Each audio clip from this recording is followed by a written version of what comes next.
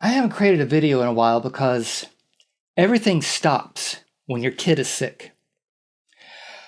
A few weeks ago, I got a call from my ex-wife. I usually ignore my cell phone at work, but this time, I picked it up before the second ring, panic setting in. We're still good friends, but she usually texts and never during business hours, so my heart immediately sank. I knew it had to be something to do with our kid, and since they're 19 now, I knew it had to be more than a skinned knee. I was right to be panicked. My kid was in the hospital, unconscious, intubated. They had had a seizure. I won't go into anything more about what was happening with them. I'm not even going to use their name in this video. It's their story, and I feel like I'd be exploiting them if I went into all of that. But I will exploit myself to make a point.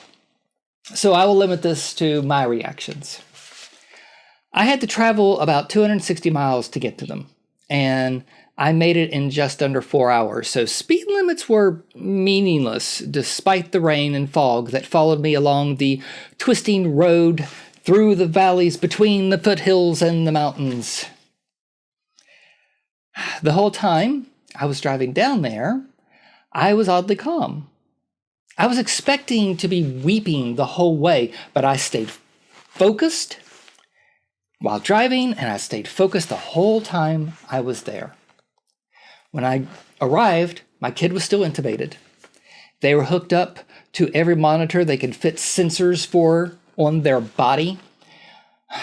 And they had 4 different IVs going. Well, there were 4 pumps, but only 2 lines, 1 in each arm. The tube down their throat stayed in for the first 2 days I was there. And they drifted in and out of consciousness because they were sedated so they didn't yank the tube out on their own. They spent a lot of time writing the same questions on a clipboard. We always answered, but they never remembered. And the drugs messed with them. The morning of the 3rd day, they were extubated, which allowed them to ask the same questions verbally. Eventually, the drugs from the IV left their system, so they finally started remembering the answers. A few days later, they were discharged, and I had to go back home. It took me considerably longer to return since I was loath to distance myself from them. The next day was a Sunday. I woke up and I wanted to avoid reality, so I watched reality TV. I mean, there's nothing less realistic. Well, I watched a reality game show. I watched Top Chef, old seasons of Top Chef. But every time a commercial came on with a kid in it, I was reduced to a soggy mess. Once the crisis was over, that calm that had sustained me through the hospital drained out my ears, and the enormity of everything that happened hit me. That was a while ago. I haven't posted in a while, so that was a while ago. And I still feel all those emotions. That's why I haven't created any new videos or posted anything anywhere, for that matter. No matter how old their kid is, that is a typical reaction of any parent. The desire to have your kid be safe and happy is built into the human psyche.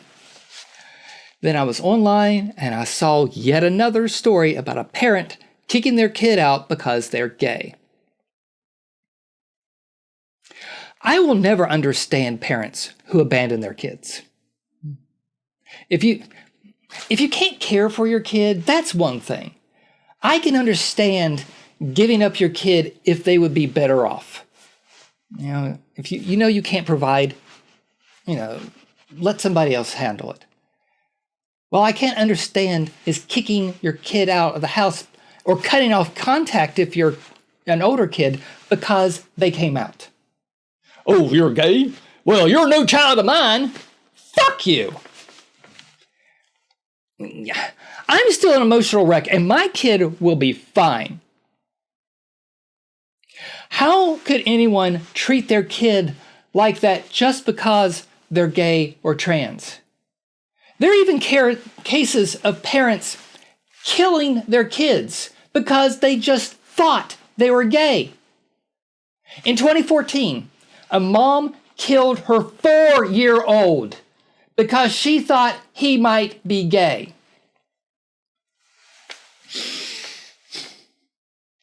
The experience I just had makes me understand these people even less. It's better for your kid to be dead than gay? Really? These people always talk about their religion when committing these evil acts, and that's one of the reasons I'm not religious. I can't believe in anything that would inspire people to ignore everything that I've been feeling and harm their children. I'll be avoiding stories like that for a while. I'm not at a place where I can handle them. I just wanted to let you know that the crisis is over. They're back in college. They're attempting to catch up, and from what I can understand from a distance, they're doing, they're doing it, and I hope to, pass the semester's courses and keep their scholarship.